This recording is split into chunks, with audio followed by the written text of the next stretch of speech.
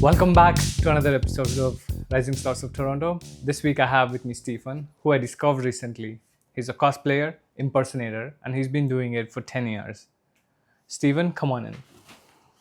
Hey, how are you? Very good. How are you, Stephen? Thank you. Yeah. Thank you for having me on the show. Do I get that It's back? mine. Okay. Thanks.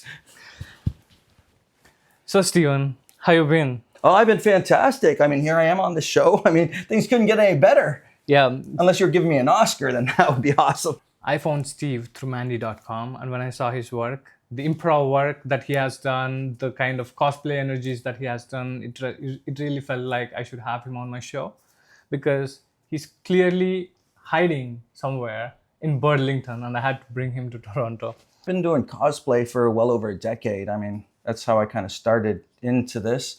Going to Comic-Cons, entertaining people, right? Right. Like if you went to a Comic-Con, you saw Superman, right? And you're like, hey, Superman, you want him to go, hi, how are you doing, right? Yes. Instead of going, hi, I'm Superman. But there are characters like that do that. Yeah, there are, but that's not what you want. So I believe in the illusion. So I first went to Comic-Cons as Dr. Evil. Like I was afraid of people, right? So I stayed in character the entire time, and I was like really nervous, and people kind of liked it, and they laughed, and I kept going. And it took some of my friends over 3 years before they heard my real voice, because I stayed in character the entire time. Pretty much. Wow, such Oh, a good actor. Such a good actor. So, how much of acting have you done? With so much of talent, I think, have you ever thought like, you should pursue acting? I did recently.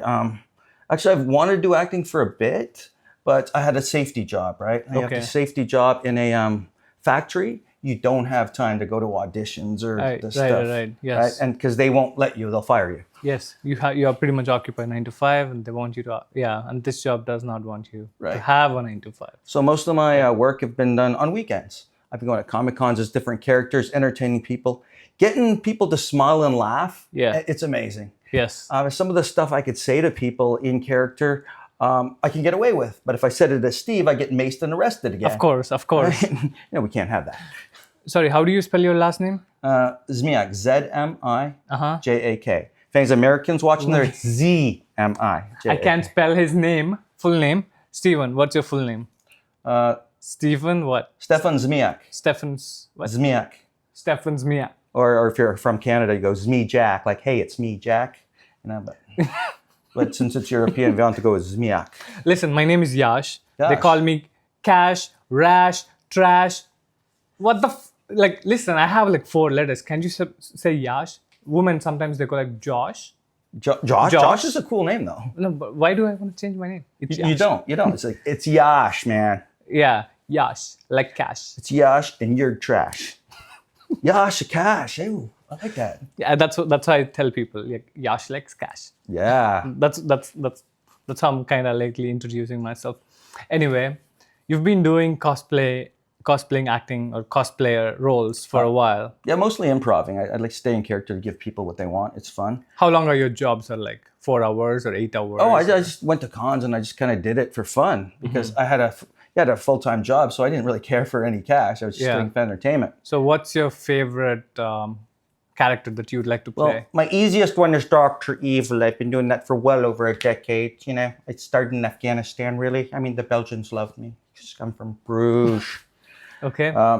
Then, of course, my second one was Fester. No, not Fester. Gru from Despicable Me. Yes. I'd get this wax on the nose. I put the makeup on, and I'd have a fart gun. And I would go around with the fart gun. Little children, they'd be afraid of me. I mean, you'd think they'd like me because of the minions, but no, they like the minions, but they don't like me because I look scary, like monster.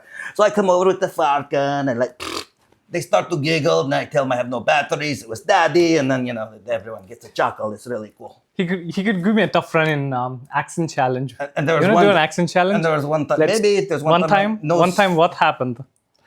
One time, my plastic nose, fell off. Right, and you could see it's like a different in the skin color and the makeup I had. Then what happened? It was scary. The little children went crying and running. It's like, yes, another victory for villainy. Not really, no. But I had to hide it because I didn't want the children. Yeah, you're very good, my friend. I can tell you, you're so good. I'm gonna give you an Oscar award, but I don't have this. Let's take this bouquet. This is for me. This is for you. Okay. Take it. Take it there. Oh, it's plastic. I was going to eat it. Really. It's for me. They love me. They really love me. Thank you. Such a good actor. I just don't understand what agents are doing. Can you just spot talent like this and hire these guys? Yeah, right. Yes, I believe you have a great talent for improv. You have good talent skills. I believe your voiceovers are strong. Your accent skills are strong. You should do voiceovers. Yeah, you will shine at acting, and whoever signs you, they're gonna make a lot of cash. Yeah, I just recently have a new agent that found me on Backstage because recently I've been laid off the work, right? So I decided to give acting a full-time go until they call me back. And for the last 3 months, I've been super busy. I found a lot of work on my own, doing a lot of student films, which is really cool. Yes. Auditions. For my first audition today, it's a big time improvement. Because I used to yell everything, right? But so the more you do it, I think the better it gets. The more you do, and even if you don't get the work, right? Every audition is like a practice. It's a rehearsal. Yeah. It's totally learning. Then I got a friend that was in theater, so she's giving me a lot of pointers on my performance and helping me out. Yeah. So I think you have some people, it's hard. They have to go to school and learn. But I think you've done this character work for so long. Now, I think what you need to focus on is when you get a script, you have to analyze how do you decode that, what script analysis, scene study. If you want to take a couple of classes in that realm, that's good. And maybe like voiceovers to put your demo reel together. And then I would say shoot again with the agencies if you don't have one. If you do have one, then I think you're going to give them that material.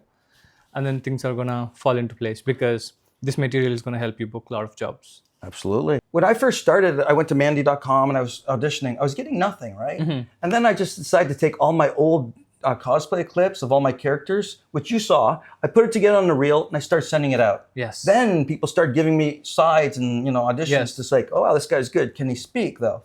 So I've been getting a lot of work that way. That's I think really helped. Because there are a lot of people and you have a unique selling proposition, which means unique advantage to you, which is the cosplay thing. Not many people are doing it. I know I've done cosplayer roles before. I was hired by Toronto Zoo for a couple of days and they gave me Darth Vader. Vader? Yes. I'm telling you, people would come up to me and can I have an autograph? Can I have a photo? That's when Can you choke me? That's Some when guy you choke was him. Did they say daddy too or? No, not that. Okay. So, wrong kind of choking. The force choke, right. Gotcha. Right. So there's a lot of weird people out there. Okay, so Then I was played Gowl, like a creepy looking old man and like a ghoul. Yeah, like this scary like me. Couple of roles. Yeah. And then but see, also look at you. You've got the pretty face. You've got a model face. I got this old rugged face like So, I get hired for nasty, creepy, terrible. Well, the thing is, we all get older, but I'm sure you were handsome when you were young. Yeah, that's what my mom used to say too. Steve, you used to be so nice. What does that mean, Mom? Thanks, Mom. All right, trauma. Okay, cool. I'll just stash that away. Use that later for acting. Great, thank you. So you've been in Burlington your whole life, or? No. I grew up in Windsor, Ontario, Canada. Windsor, right across from Detroit. Okay.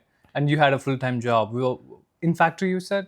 Yeah, recently I was working at Ford Motor Plant, right? We're on the layoff, so right now I'm trying to use this time to pursue acting. So were you laid off right now, or you still have a job? Yeah, currently. Right. That's a safety job. When things get back, I may go back there, but if, No, how many years have you worked at Ford? Or your full-time job? Too long.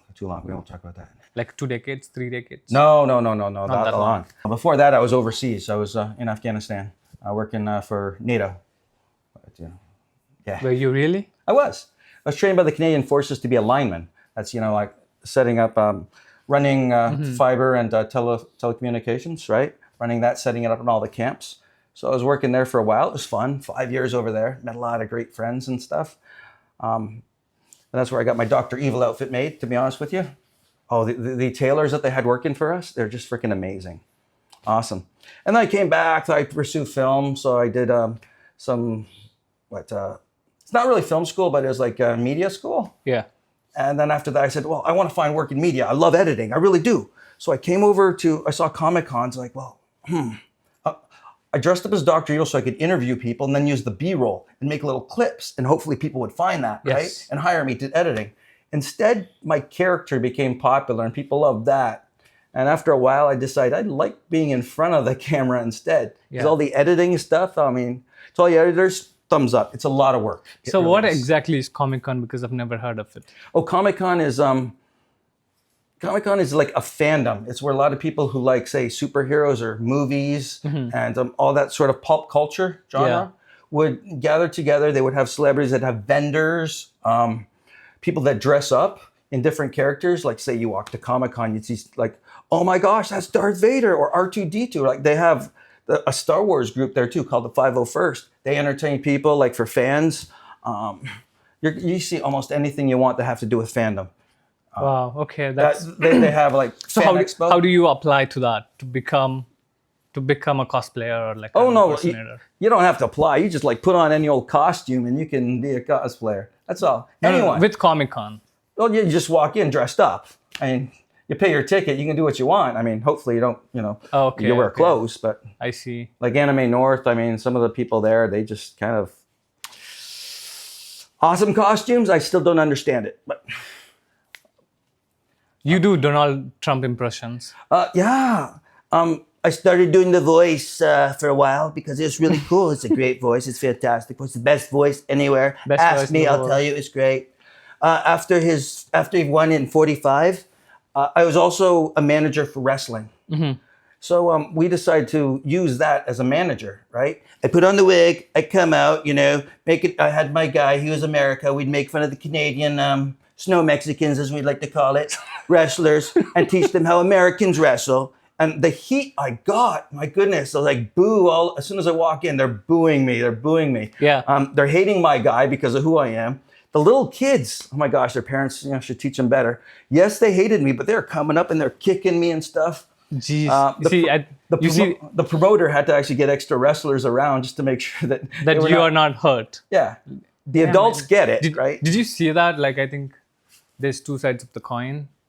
If your character is being loved by people, then that is translated to you. Also, the other way around, even the hate is coming to the character. You. Yeah, that's so nasty. Well, it's the little kids, right? They're told not to like that guy on TV. Yeah. Parents got it. It was good. It's good heat. Yeah. And at the end, of course, I get my up and comings and the fans just go crazy. That's part of entertainment. Yeah. So from this world that you are in, this part of entertainment business, there are a lot of things that most people don't know about. What could you tell us about that? Like about being a cosplayer that you are? A lot of people say cosplayer. I like to go, what do you call it? Impersonator. Impersonator. Because if I'm going to play a character role, I want to be that character. Like when I do Trump, I've got the wig, right? But I just turn the wig around slightly and I become Barney Rubble. It's really great and everyone loves Barney. Yeah. Really fun. So I just like to get in character, give people that kind of fun feeling. It's great. What are your career aspirations moving forward? Well, I want to book a lot of more roles in TVs and movies. I've been lucky to be on this YouTube channel by Andreas Eskander. He does a lot of pop culture things, and he's been hired me 13 times so far, different characters all the time. Yes. He likes what I do. I follow instructions. Yeah. And it's great. I think that's the same vision I have for one of my other shows that I'm going to do. You know about it. We're going to talk about it soon. Can we talk about it now, or is that like, we can just say them. Or DNA or NDA or whatever, NBCD or MBA, whatever. Like, I'm not sure. NDA, non-disclosure agreement. Okay. Not the basketball thing. Great. Okay. That's NBA. I think. Yes. I signed one of them too. I signed everything for you. I didn't know. Whatever worked.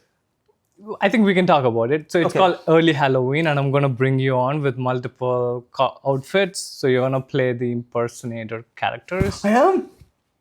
Come on. Yeah, you know it. You are. You're so good, of course. Okay, surprise.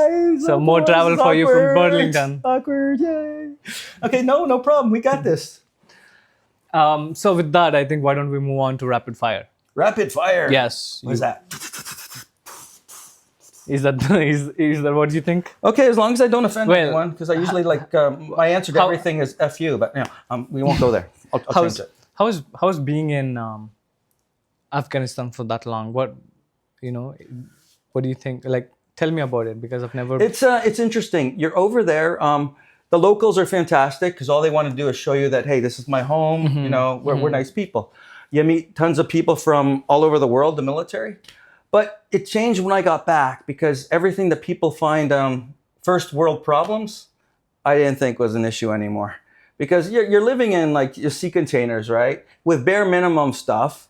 I mean, yeah, sure, we had food, proper stuff. But then you come over here and find that what people complain about the most is like, really? I mean, everyone needs to kind of experience that so they can appreciate life and people even more. Yeah. Because when I came back, suddenly everybody was a Nazi. Like, what? When did this happen? I was just gone for 5 years. And I realized, oh, you're calling someone that because, no. My dad was in Poland during, the Second War. I know what a real one is. And this is nothing like it. But first world problems, like, oh my God, my phone's not working. I get it now because I've lived here. So it's like, my phone's not working. What do I do? But, see, you're giving me a hard time to match my energy. I got to up it up. Yay.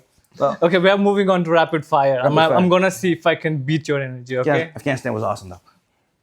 All right. So, first ever cosplay or impersonated character you ever played? Ever. It would be Dr. Evil. Yeah, officially. Dr. Evil. Yeah. How hard is it for you to jump into a character to character? Well, now, like initially and now? Well, now it's easier. Well, it's like what do you call it? Muscle memory. You do it so often, right? That you can just like switch back and forth. Yes. But first starting out, like it's kind of difficult. First starting out, I was like, hello, I am Dr. Evil. I sounded more like a freaking robot. But now I can just stick whatever. Yeah, I think the more you do it. Absolutely. It's the same thing with accents as well. The more you do it. I think you've done Dr. Evil. One of the character has Arabic or like Russian accent. Which Russian. This is Gru from Despicable Me. The accent is from somewhere in Europe. It's not specified where, so I just like kind of throw the Russian one. And see, I think most of the Slavic ones are very similar. Yeah. So what I'm trying to say is, I'm sure that you've practiced that so many times that it is coming to you so easy now. I just listened to my mom and dad talk when I was younger. They both come from Poland. Okay. Good to know. Poland. And she had the same voice too. Hello, Steve. How are you? No, not really. But so, what's your comfort character for cosplay or impersonator? How are you? It used to be Dr. Evil, but now it's Charlie Brown. Charlie Brown. Yeah, I get the black shorts, the yellow socks, the brown shoes, the Charlie Brown shirt, and I take eyeliner and just like put a little squirrel on my hair, walk around with a little stuffed Snoopy, and just go good grief to everybody. It's so easy. That's one of my lazy days. Acting or cosplay, what's more vulnerable? Oh, acting. Cosplay, I'm just 100% improving. Like if Dr. Evil's going to see you at a Comic-Con today and next year, I'll be having different conversations, all in character. So what's harder for you, silence on set or improvising under pressure? You silence on set? You mean being quiet? Are you saying I talk too much? Wow. Wow. I was quiet during your last show. You didn't hear me? Let me repeat the question again. Okay. That's not what I mean. Let me repeat the question again. What's harder, silence on set or improvising under pressure? Oh, improvising under pressure. Yeah, right now there's no pressure. I did something called Extreme Improv competition. So I just went on there. I'm having a good time riffing. They said, okay, Steve, it's your turn. And they gave me a bunch of conditions. And I'm looking at the camera like, There's like, an eternity of silence. But yeah. One cosplay look that took way longer than it should. Getting dressed up. Oh my gosh, my first time I ever did Gru from Despicable Me. Why? Because there's modeling wax that I used for nose, right? Not prosthetic. And I said, I'll wait till the last minute before I even practice it. Little did I know that it gets all sticky all the time, right? And if you have soap with it, it helps you mold it, but otherwise it gets stuck on your nose. And when I first did that, me and my buddy went over to Cornwall for Comic-Con. I got up extra early. He was sleeping. So I got in there and no one knew what character I was doing. So I kind of put it on and it was getting sticky. I'm using all this paper towels and stuff and you get all this makeup stuff and he's like knocking on the door. I got to go to the bathroom. I think I finished. So I exited the bathroom, but I turned my back to him. He didn't see it. And he's in there thinking, oh my gosh, what the heck was Steve doing in his bathroom this entire time? All these paper towels and wet stuff. So he thought that I was like, doing some stuff that we shouldn't be doing or talk about. Yeah. So how does your skin react to all of that mold or prosthetics that you put on? Like, do you get allergic or like? Probably. Look at my skin. Yeah. I think so.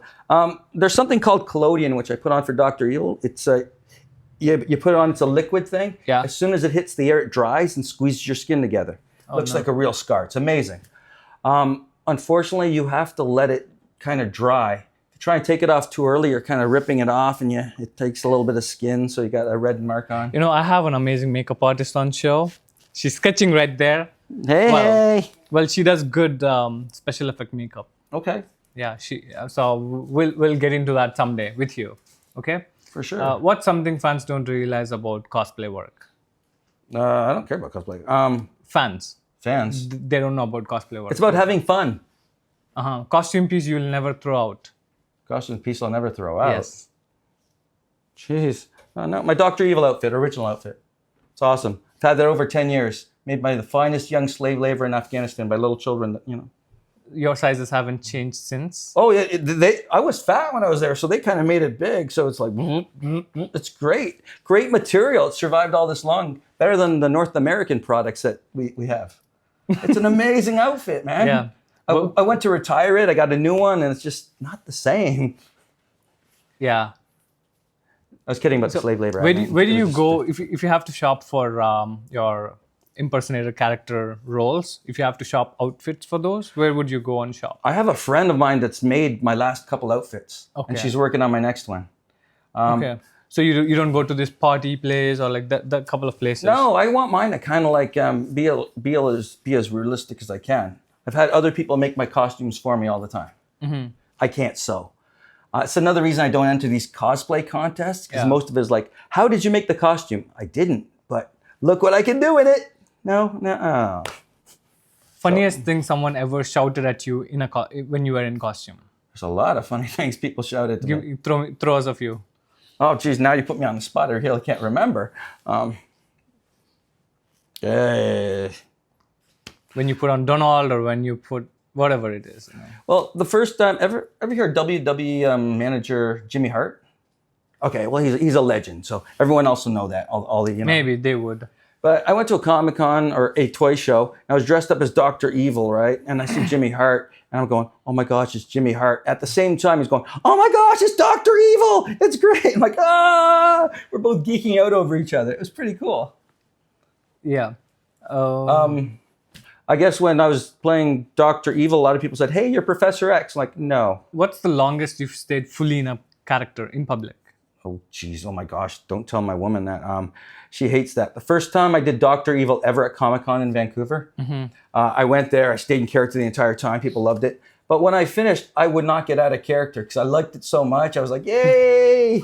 So later on, I'm chasing around. What? Come on, give the doctor a hug. I'm not some freaking Frankenstein. She goes, no, get away. He's got a spray bottle. Get out of character. I hate you. I was too. How many hours? 12 hours? Oh, geez. I think I was like, all weekend. It's terrible. But it was a new thing, right? That's like when you first get internet, like, hey, you're there forever. Do you have favorite films? What are they? What kind of genre do you like? Oh, geez. My favorite films, they change all the time. They really do. Like, depends what happens, where you're at.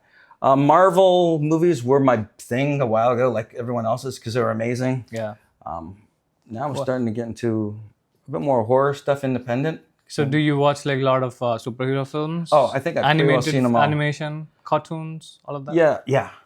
Okay. I was a big DC fan growing up. What's going on with the creativity out there with the top productions? What's going on? Why are they not able to produce good content that they used to make? As in what? Which ones? The content, like, take Marvel. Their older films are much nicer and amazing. Well, Marvel has, all their films are good. Okay, I don't care what you guys say. All their films are good. They set the bar so high that even the worst films are decent. Yeah. But everyone else is expecting Avengers Endgame. When you're introducing a new character, you can't go that far. So everyone's always expecting a hit. Yeah. So that's unfortunate. They've done that to themselves. So once you set the bar so high, you have to top it up, right? Keep topping it. Yeah, it's kind of hard. Do that all the time? Yeah, that makes sense. It's difficult. And with DC, let's face it, how many times are we going to need a new Superman? I mean, I remember the Christopher Reeve one. I remember the ones after that. And to me, I'm not thrilled anymore. It's like, I've seen it again. Yay. Yeah, right? Even the cameraman's yawning. He knows what I'm talking about. Yes. So I'm just quickly going through the last few questions if I have. Have you faced any rejections or failure? How was that journey like? Oh, geez, it's called my life. What? It's my life. Failure all the time. I mean, I think there's a time and place for everything. So good days are ahead for you. So how do you cope with all of these situations? Violence. Violence? I'm just kidding. I saw that in a movie sometime earlier. It was funny. Well, some commercial. Some people choose comedy or like. Oh, it's definitely comedy. Yeah, for you. Absolutely. I think maybe cosplays or like impersonations are a way that you're. No, it was fun. I got a high off of it because I went over there. I talked to people. People are smiling. People are laughing. I'm giving them a good time. Right? They're happy. So that's giving me a thrill, some sort of high. Right. So I'm gonna finally let me see if I have any questions coming through my mind. Acting, remember?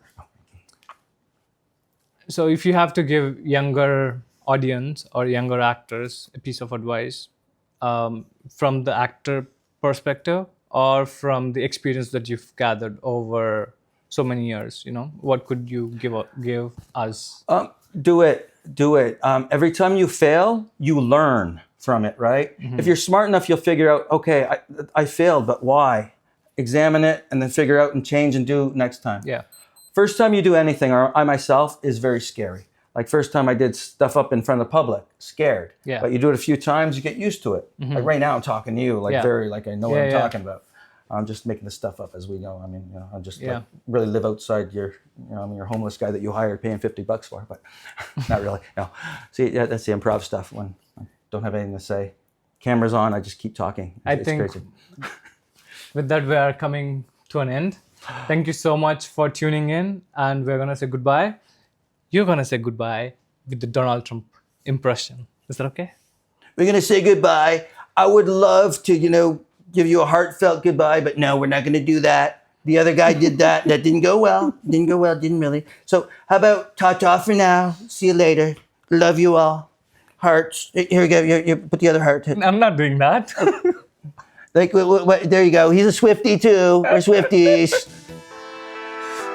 All right, take care.